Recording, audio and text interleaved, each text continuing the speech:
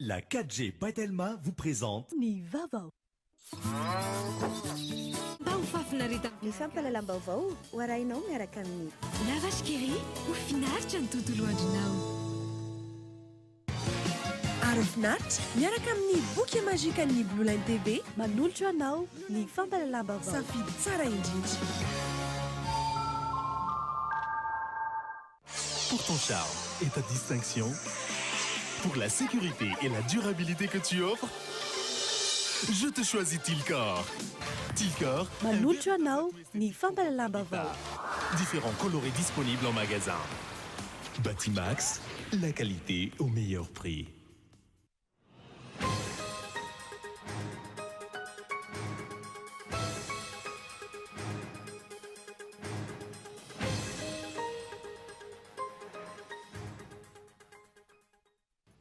raha toka niezaka tamin'ny fomba rehetra mijanona amin'ny mahafiloam-pirenena azy radionalo mampianina nivoaka io arivo io ny didiny HCC mahakasika ny fametra-pialany voaray izany ary ny filohan'ny anteny merandolona arivo rakotovao no voatendry ho mpisolo toerana azy mitohy hatrany ny asa fanorerana samihafa etsy amin'ny zone de recasement ankoron-drano andrefana sy ny arboretum ambatobe na dia efa misy aza ny fampiatonana ny asa avy amin'ny ministera isan-tokony niezaka nanafina ny fandehanana asa tamin'ny mpanao gazety tamin'ity androany ity ireo mpiasa teny amin'ny toerana sary ny tompon'andraikitra eo anivon'ny ministera ny tontolo iainana ao Vaovao fitovinany ny fisandohana andraikitra sy ny fampiasana taratasy osika ataon'ireo mpanao afera azo ny ministera foibe izay nanome baiko fa tsy ekena ny kolokolo sy ny fanapara-pahefana ny faran'androany ny adina ara-panatanjahantena ho an'ny fanadinana baccalauréat eto amin'ny faritra Analamanga ambony ny tahan'ireo tovovavy mitondra voaka saron'ny mpitsabo ambony ihany koa ny tahan'ireo mpiadina mampiasa n'ireo zava-pisotro mampatanjaka raha ny fantatra hatreto tovolahy iray no maty taorian'ny adina ara-panatanjahantena omaly eo amin'ny maresaka iraisam-pirenena naratra mafy vokatry ny tsindronantsy nahazo azy ny kandida ho filoham-pirenena avy amin'ny antoko akavanana any Brezil nandritra ny fionana tamin'ny vahoaka omaly no nitranganina izany nadidin'ireo avy hatrany ary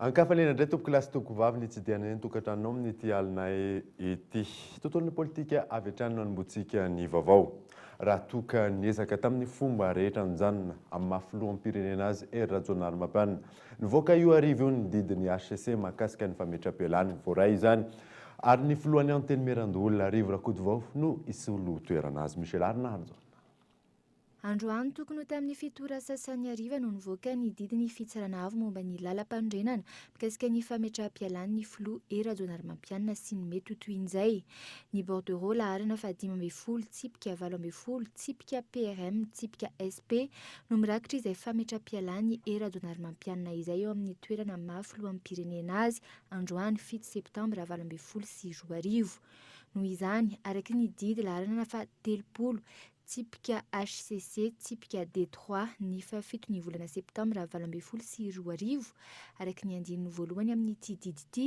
dia voaray ny fametra-pialany radionary mampianina araky ny andininy faharoa kosa dia ny filohan'ny anteny merandolona rivo rakotovao no mpisolo toerana eo amin'izay toerana mahafiloam-pirenena izay eo amin'ny andininy fahatelo kosa dia milaza fa isy ihany koa ny fanendrena filohan'ny anteny merandolona mpisolo toerana ny maraina teo nametraka ny requête teny amin'ny conseil d'état ny avy eo anivon'ny fiadidinan'ny république mangataka fa tsy tokony ametraka fialana ny filoha amperinasa mandrapahafita amin'ny fitsarana ny fitorindry tabera sy ny namany midika izany fa mitady amin'ny fomba rehetra ifikirana amin'ny sezany radionary mampianina sy ny manodidina azy ka itao andretsilavo ny ampira indray ny kajikajy sy ny fitadiavana fomba ahafahana mifikitra eo amin'ny fitondrana ataon'ny filoham-pirenena ny maraina teo nametraka requête teny amin'ny conseil d'état nangataka fa tsy tokony hametra-pialana ny filoha amperinasy mandra-pitsahatra ny fitoriana ry Tabera sy ny namany ny eo anivon'ny fiadidiana ny repoblika. Izany hoe raha ny fitsarana avy momba ny lalam-panorenana na ny HCC no nampiasain'ny filoha ho fitaovana teo aloha, izao indray mikasa ny hanao fitaovana ny fitsarana amin'ny alalan'ny Conseil d'État. Izy izay filoha ambony eto amin'ny tany sy ny firenena no manao izay ho afany amin'ny filana sotasota etsy sy eroa. Mazava izao fa ny fitazomana seza ary ny fahazahoana ny fitondrana tsy mandalo fifidianana akory no imasona. Mikafiry iray na 2 andro ny filoha, mitonga amin'ny resaka sitrany hay sy ny tombotsoa manokana. Miharihary fa tsy ny ampandroso sy ny aman'ny olana eto amin'ny firenena ka hialana amin'izao fahantrana lalina izao no tanjona fa ny fifikirana eo amin'ny sezany sy ny fahefana. Ny zava-niseho nandritra izay 4 andro izay no nahatonga ny be sy ny maro anamafy fa tsy manana kalitao ho filoha ny mpitondra ary azo lazaina ho manimba ny endriky ny mahafiloha azy. Ny tsara ho fantatry ny rehetra nefa dia ny hoe didy tsy azo ivalozana no navoaka ny HCC ka tsy misy antony hafa intsony hanemorana ny fifidianana. Ny fifidianana filoham-pirenena izay ankatoavana sy andrandray ny rehetra ahafahana miala amin'izao fahasarotany ny fiainana izao. Tsy mitombina ny rakety apetraky ny avy eo anivon'ny fiadidinan'ny repoblika mangataka ny tsy tokony hametra-pialana ny filoha amperinasa ho ny mpahay lalàna. Finiavana ambolo-korotana eto amin'ny tany firenena izany raha ny fanazavana azo ka itao andratsy lavatra. Miisa 3 amin'ny ankapobeny sarita ny be sy ny maro amin'izao fotoana izao no ny kajikajy sy ny fitadiavan-tseza ataon'ny mpitondra.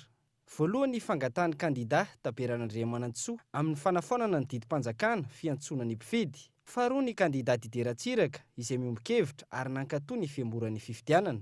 Fahatelo ny eo amin'ny fiadidinan'ny repoblika mangataka ny dikany 720 ny lalàna fehizoro mikasika ny fitsarana tampony izay milaza hoe rehefa tafapetraka ny fangatahana fampiantoana fanapahana iray dia miato avy hatrany ny fampiarana ilay fanapahana. Lalàna izay efa nisy fanovana hoy ny mpahay lalàna ary efa tsy manan-kery intsony.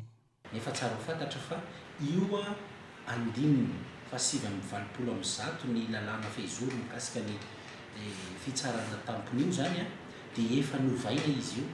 Misy fanovana makasika azy io fa tsy misoratra ao anatin'io amin'ny tena version original zany any misoratra any hoe hialana amin'ilay olona izay tsy manana antony mitombona amin'ny fampiantonana fanapahana anankiray dia mametraka fitoriana anjambana izy dia novaina zany io rijately lalàna io hoe rehefa ny fitsarana ihany no mandidy fa miato ny fanapahana anankiray izay vao manan-kery izany fampiantoana fanapahana zany. Ka io zany efa tsy manan-kery intsony io 720 izay angatahany fiadidinan'ny repoblika ny dikany manoloana ny filan-kevi-panjakana io hilazany fa sao dia tsy tokony hametraka fialana androany ny filoham-pirenena.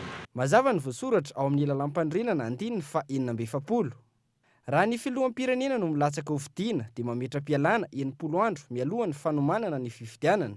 Fitiavan-tseza tsotra izao ary finiavana ambolo-korontana eto amin'ny tany sy ny firenena ny filana hevitra hafa ankoatra io voasoratry ny lalàna io raha ny fanazavana.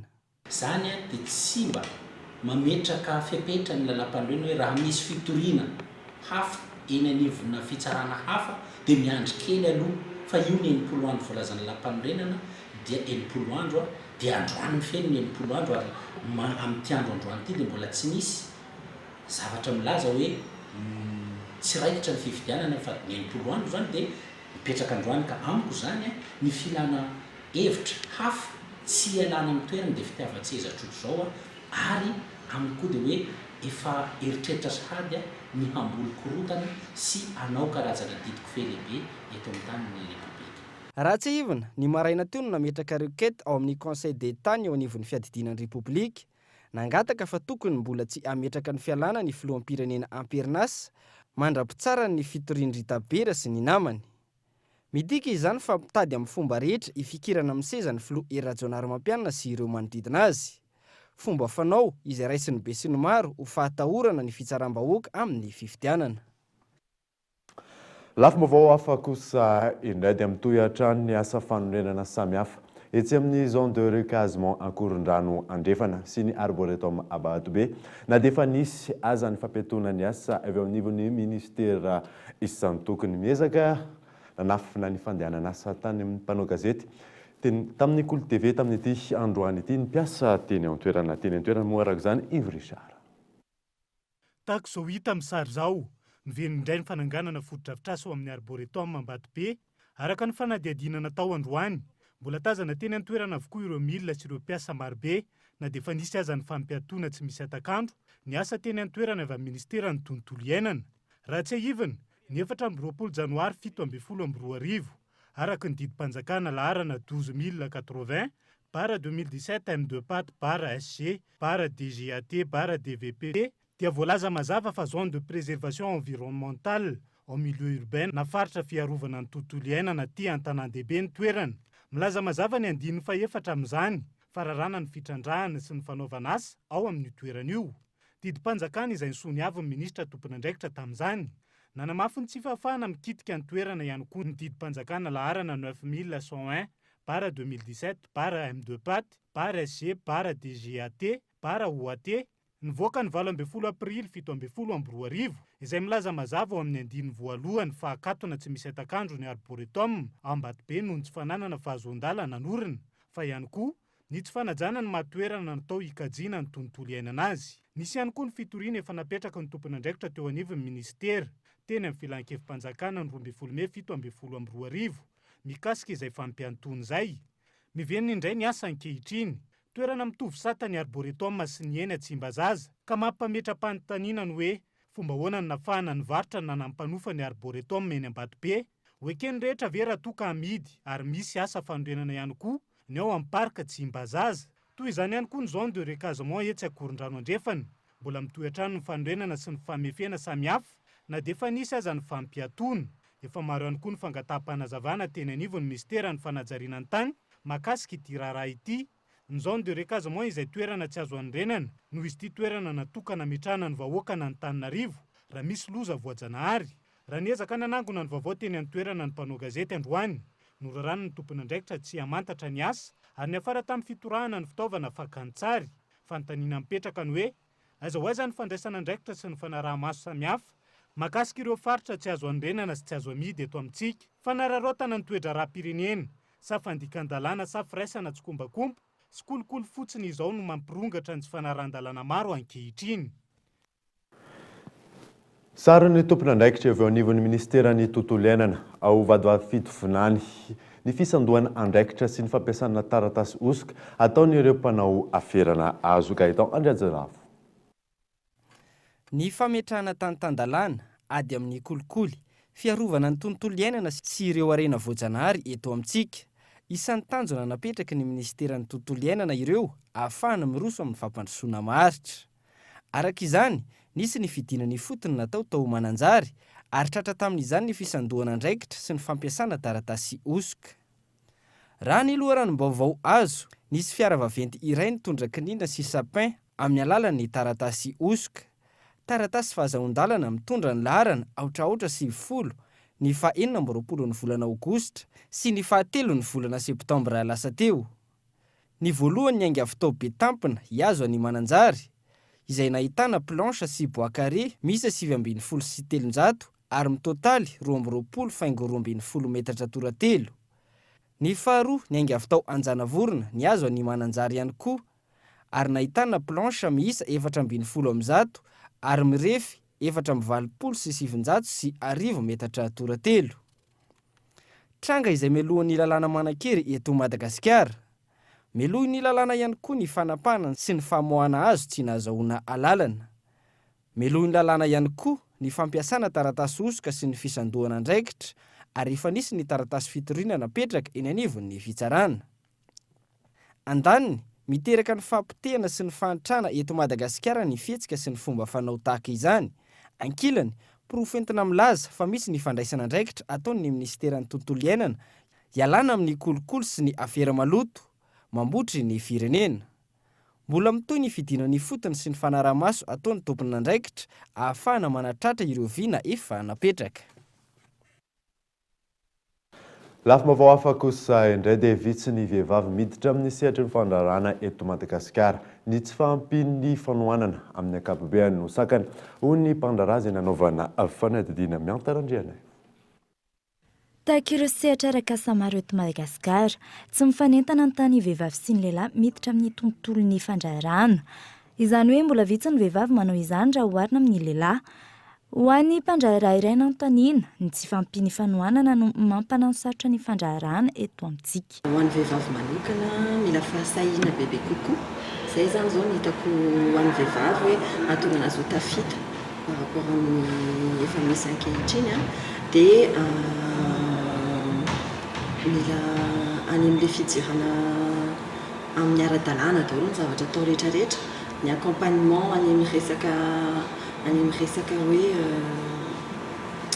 resaka fiscalité sy ny sisa reny zany ohatrany hoe mbola mila hidirana lalandalina kokoa daholo dia mila hoe fantatra daholo izy rehetrarehetra fa tsy ankinina amin'ny olona hafa. Hatreto ihany koa tsy voasokajy ho isan'ireo firenena mampiroborobo ny tontolon'ny fandraharana i Madagasikara araka ny filaharana navoaka ny Afinitim izay misahana ny fanadihadiana momba ny famoronana orinasa eto Afrika. Ny taona 2017 i Nigeria, Rwanda ary Afrika Atsimo no firenena manome fahafahana indrindra amin'ny famoronana orinasa sy fanosehana ny mponina ao aminy handraharaha. Ho an'i Madagasikara mbola betsaka ny teboka mila renina ahafahana mampivoatra ity sehatra ity. Ny vehivavy dia tena rehefa manao fandraharana dia afaka mandeha lavitra noho ny lehilahy ary izay mahatonga anay miteny hoe tokony ho misibile izany marché antisadeka izany ny mpandraharaha vehivavy. Mety manana hevitra ny mpandraharaha indrindrandrindra le mpiandry na ny olona vao hiditra ao anatin'ny sehatra fandraharana manana hevitra izy hoe hiditra ao amin'ny sehatra fandraharana amin'ny fahalalana izay ananany ny eritreritra ao ataony inona ny produit vokariny. Fa eo ny olana rehefa mamorona le produit amin'izay izy dia rehefa miditra eo amin'ny sehatry ny tsena dia ohatrany hoe tsy mahomby dia indraindray miabandonina mihitsy na hoe tsy mitrandraka intsony fa miverina mivadika zavatra hafa indrindra indray.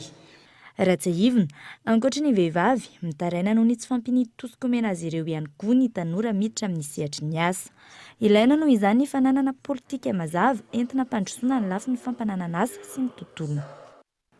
Tontolon'ny fampianarana dia nifarana androan'ny adina ara-panatanjahantena ho an'ny fanadinana baccalauréat eto amin'ny faritra Analamanga. Ambony tahan'ireo tovovavy nitondra voaka saron'ny mpitsabo, ambony tahaka izay ihany koa ny tahan'ireo mpiadina mampiasa ireny zava-pisotro mampatanjaka ireny raha ny fantatra hatreto. Tovolahy iray no maty taorian'ny adina ara-panatanjahantena izay nitanterahina omaly Valentine Michela Ranarjo. Tapitra androany ny adina ara-panatanjahantena ho an'ny fanadinana baccalauréat eto amin'ny faritra Analamanga. Ho an'ny eto amin'ny kianjan'ny Mahamasina hivondrona ny foibe mpanadinana miisa roa raha oharina ny tamin'ny herintaona ankoatra ny olona ny convocation isan'ny nampiavaka ny tamin'ity taom-pianarana ity ny fitombon'ny tahan'ireo mpiadina tovovavy sarona fa mitondra voaka. 500 isanjato-maherin'ireo tovovavy noraisin'ny mpitsabo no nitondra voaka. Ny akabeany koa dia be dia be ny ankizy atao hoe tsy afaka nanao ny pratika noho ny antony ara-pahasalamana sy nganiko manokana eto zany ny ho an'ny ankizy vavy moa zany zatovovavy izay tena betsaka loatra ny tahan'ny ankizy mitondra voaka sy ny sasany moa zany izay tsy mahafantatra akory raha tsy efa eo ampanaovana ny pratika na mialohan'izay izay antso ataonay zany mialohany nanaovana pratika amin'ny akabeany zany raha ataontsika hoe tao anatin'ny ankizy nanana olana ara-pahasalamana dia atao hoe ny tena mihoatra ny 500 isanjato eo tena presque ny mitondra voaka ny ankizy vavy. Ny atsasany zany mety hoe olana tena hoe sur terrain mety hoe nisy tapatanana, tapatongotra, mety avy didiana dia tsy afaka niatrika ny adina. Ankoatra ny fitombon'ny tahan'ny tovovavy mpiadina be voka raha ny fanazavan'ny mpampianatra fanatanjahantena iray nanaovana fanadihadiana morona betsaka amin'ny fisotroana zava-pisotro mampatanjaka ihany koa ireo tanora mpiadina amin'izao vanim-potoana iainantsika izao. Manana aloha iny efa hatramin'izay fa zao efa akatoko ny fanadinana raha tena izy ny problème ny ankizy amin'izao dia mitady hitehitra amin'ilay produit mampatanjaka amin'izao ny ankizy iny nefa tsy tokony atao ary zay mahatonga lekizy matetika mahafaty azy na matarary azy manao EPS aloha mandritry ny année scolaire satria nikoronke manomboka début ny année scolaire dia mandritry ny taona ianao dia efa miomana zany fa misy fotsiny ny phase hoe eto amin'ny premier trimestre zao deuxième trimestre zao troisième trimestre ohatra zao dia rehefa akaiky examen dia ohatry ny ahoana indray ny fomba tokony atao misy zavatra efa tokony ampianarin'ny mpampianatra an'izay zany zay ny ilaina hoe mpampianatra tena mpampianatra fa tsy hoe mpampianatra tsopotsopon'ery fotsiny. Ny antontanisany voaka tovolahy iray no namony aino omaly tetsy Ampefilo taoriny niadina ara-panatanjahantena fa rerahana no voalaza hatreto fa nahafaty azy. Raha toka tapitra androany niadina ara-panatanjahantena ho an'ny fanadinana baccalauréat eto amin'ny faritra Analamanga. Ny herinandro ny 10 septambra izao kosa niadina ara-panatanjahantena ho an'ny fanadinana BEPC.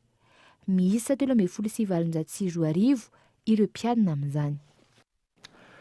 Tapitra teo ny tapany voalohana ny vaovao anaraka dokavasotra isika aorinan'izay natatsika fa ny sehatra tsy miankina ihany hatreto no tena mijery akaiky ireo olona manana fahasembanana. Eo ihany koa ny mahakasika ny 5e manche ny championnat de Madagascar ny slalom. Zay manomboka rampitso rehefa avy eo ary.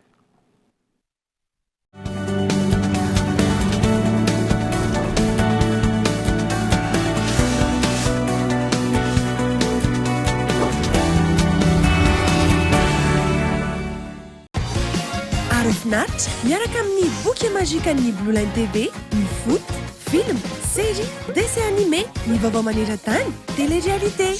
Araraotra fa amin'izao fotoana izao dia 0 ariary ny décodeur raha maka boky mazika mandritra ny 3 volana ianao.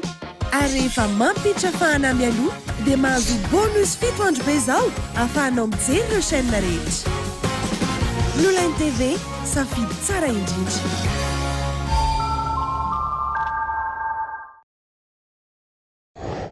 Briquet Bic. Comptez sur Bic. 3000 allumettes équivalent à 2 briquets sans marque ou à un seul briquet Bic Maxi. Briquet Bic. Comptez sur Bic. Faites le calcul. 3000 allumettes équivalent à 2 briquets sans marque ou à un seul briquet Bic Maxi.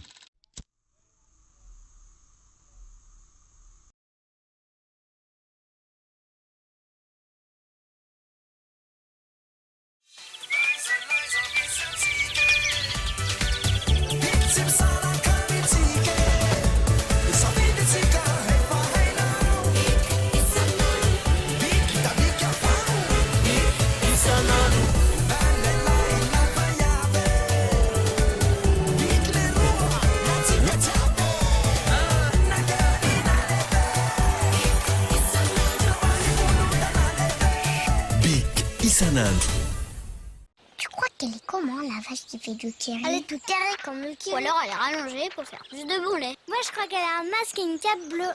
C'est une vache super-héros en fait. Trop bon. Du lait, de la crème et plein d'imagination. Kiri, kiri, kiri. Misy zava-baovao indray ao anatin'ireo lavage kiri ankafizinao. Ny lavage kiri vaovao izay efa be calcium azy vitamine. Amin'izao fotoana izao dia mbola miampy fer indray. Ilain'ny ankizy amin'ny fampiasana vatana sy saina enty-fanany lehibe ihany koa ary. Matsiro sy mampazoto homana foana mba ho fafinaretan'ny mpianakavy. Lavage kiri ho finaritra ny tontolo andronao. Oui, appel vers tous les opérateurs.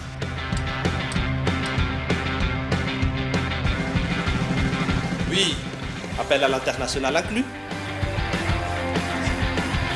Oui, mes SMS, je ne les compte plus.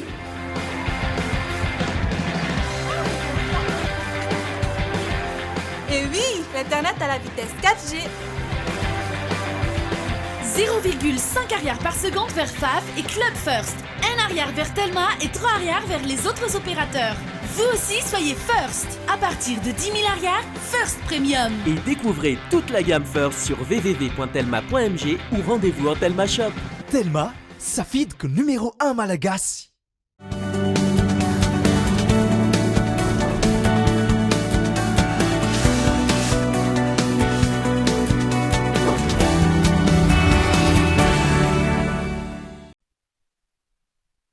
Manana fahasembanana Araky ny fampahafantarana hitantsika teo eny Brothers izay indray no ronan-tsara rahantsika ny oalina eto amin'ny Kolo TV.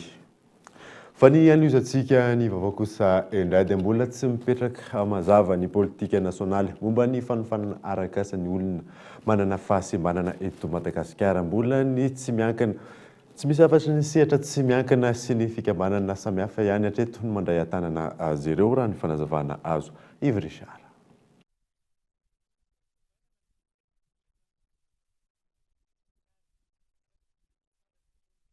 Fikambanana iraisan'ny pirenena momba ny fahasalamana. Hatreto mbola mijano no vesatry ny fiarahamonina sy ny fianakaviana ny ankamaroan'izy ireo raha ny fanazavana. Isan'ny antony voalohany ny fanamavana ny orinasa samihafa, ny olona manana fahasembanana. Mijano no dinika mbola tabatra fotsiny ihany koa ny politika nasionaly momba ny fanofanana arak'asa, ny olona manana fahasembanana eto Madagasikara raha ny fanazavana. Izy fa hatreto aloha dia mbola taratasy satria raha raisina fotsiny hoe misy zao ilay hoe politique nationale amin'ny resaka formation professionnelle pour les personnes handicapées PNEPF izy zay raha tsy diso ahako vao izy mifanjakana eo ataon'ny ministère de l'enseignement technique fa politique publique iny aloha fa mbola le fampiarana anazy tena hoe concret mbola tsy totosa aloha zany hatramin'izao fa ny hitako aloha zany dia initiative privée ohatrana izao dia misy manao eny antsefatsefana ohatra dia ohatr'izay zany aloha ny hita zany le hoe initiative privée le olotsotra na olona manana fahasembanana zay resilahatra amin'le cause de personne handicapée. Tsy tokony ho vesatry ny fiarahamonina sy ny firenena ny olona manana fahasembanana raha ny fanazavana.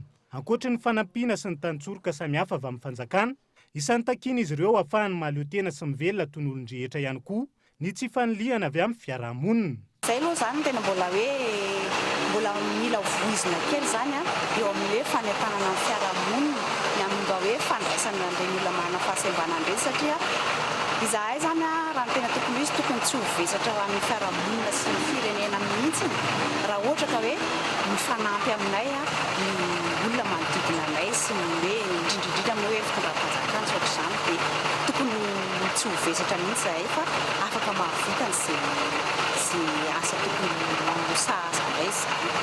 Ho fanatsarana ny tontolo arak'asa ny olona manana fahasembanana izay indrindra nisokatra tamin'ny fomba ofisialy androany, ny ivitoerany iray mandray an-tanana avy hatrany ireo olona manana fahasembanana hiditra eo amin'ny sehatry ny asa eto an-drenivohitra. Ny mahakasika ny gazety mpiseho isan-kerinandro Madagasikara Matin Hebdo indray ny entina aminao anaty fanadidina manaraka ity. Natsipirin'izay moa izay entin'ny Iona Saina. Nivoaka tamin'ity androany ity ny laharana fa 5:20 ny gazety Madagascar Matin Hebdo. Lohateny lehibe amin'izany, démission de Radionar Mampianina, un bilan controversé pour un président en mal de légitimité. Izay no amin'ny pejy faha-4 sy faha-5. Eo amin'ny pejy faha-3 raha Davidson Andriaparany, être juste avec le peuple. Ny fifandraisan'i Madagascar sy Vietnam manao amin'ny pejy faha-4, des belles perspectives en vue pour le pays. La semaine folle de Taber, 1 milliard d'ariary en gage d'un combat insensé no amin'ny pejy faha-2. Ny maresaka ara-panatanjahantena avy eto an-toerana no amin'ny pejy faha-4 sy faha-5. Football Barria de Madagascar en route pour la CAN 2019. Lafiny ara-kolontsaina no amin'ny pejy faha-7. Festival Nosbe Symphonie, deuxième jour à Nosbe, Chiom Résidence. Ny momba ny fitrandrahana drakaka izay gaboraraka no arahinao amin'ny pejy faha-10. Izay miresaka ny alalino andeha eto amin'ny fahitalavitra Kolo TV ny alahady avy zao amin'ny 7:00. Eo amin'ny pejy faha-11 à propos de l'intérim du président de la République, maneho hevitra ao anatin'izany Ranessa Firiana izay mpitsara. Eo amin'ny pejy faha-14 sy faha-17 ireo maresaka ara-panatanjahantena avy any ivelany, raha ao amin'ny pejy faha-18 ny maresaka iraisam-pirenena. Ireo no isan'ny hitanao anatin'ny laharana fa 5:20 ny Madagascar Matin Hebdo nivoaka tamin'ity androany ity. Tahaka ny mazatra dia asa miavaka indray ny entina aminao amin'ity androany ity dia ny fanamboarana famantaranandro izany asa izay mahavelona tsara hoy ny tanora iray izay mivelona amin'izay asa izay mampiona rakotoarso.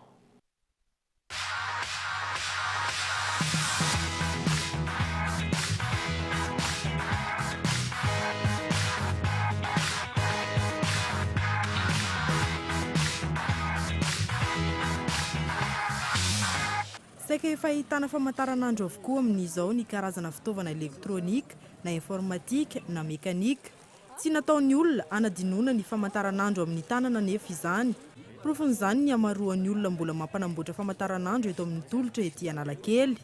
Ho azy ity asa ity no nameloman'ny vady aman-janany. Tahaka ny asa rehetra misy ihany ny mampanahirana kely hoy tolotra saingy mila finiavana sy fifantohana hoy hatrany izy. Hoe mekanika izy zao sarosarotra manamboatra anazy hoe automatique hoe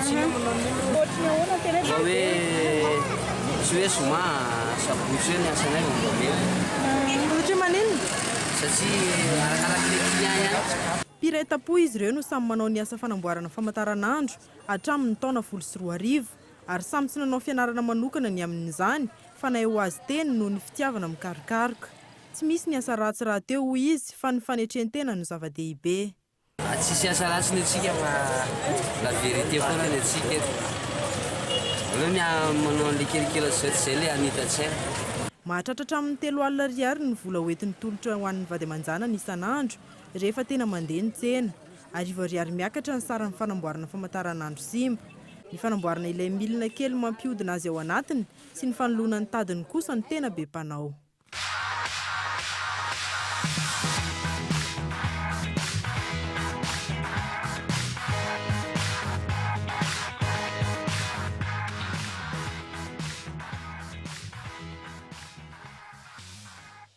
Vaovao ara-panatanjahantena dia manome fotoana antsika mpankafy sport auto ny club FMMS Mahampitso sabotsy sy alahady 6 septembre ho avy izao eny amin'ny piste Ambohinome Ivato amin'ny 5e manche ny championnat de Madagascar ny slalom. Fanadina. Azadino ny fotoana omeny club FMMS mantsika rapitso eny amin'ny piste Ambohinome Ivato totsaina ny 5e manche du championnat de Madagascar ny slalom. Raha jerena ny point eo anivon'ny championnat hatreto dia Itsiory izay manamory ny Peugeot 106 no mitarika eo amin'ny classement général. Arahan'ny Hugo izay tsy afaka manohy ny championnat satria tsy eto an-toerana izy sy ny Rennes Gérard Louvel. Noho izany dia miady ny 2e place ho an'ny Mika sy Faniry izay 3 points fotsiny elanelany. Mariana koa fa mbola miady be Itedy sy Adri satria dia 3 points fotsiny ihany koa ny elanelany ary Iaro no manaraka azy ireo akaiky ao aorianao. 3 no handray anjara amin'ity slalom karakarain'ny FMMS ity. Ahitana mpanamory T2 na M13 miisa 2, 27 ny 2 roues motrices ary 4 ny cross car. Manome fotoana antsika izany ny club FMMS Mahampitso eny amin'ny piste Ambohinome. Dia izay mamanana vaovao tamin'ity alina ity. Ankasitrany ianao nanaraka izany soava-mahandro dia velominy fodalo tompoko.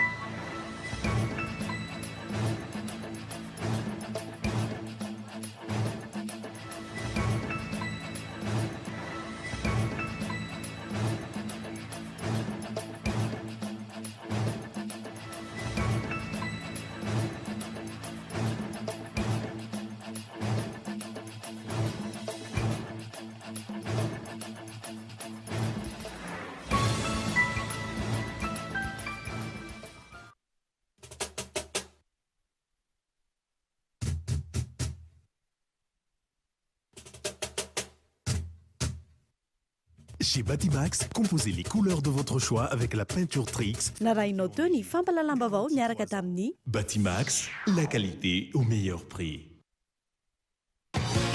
Arafinaritra miaraka amin'ny boky mazika ny Blue Line TV. Narainao teo ny fampalalambavao miaraka tamin'ny Tsara indrindra.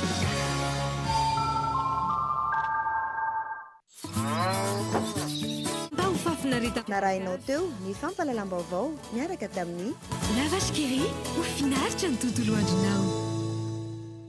La 4G by Telma vous a présenté Ny Vaovao.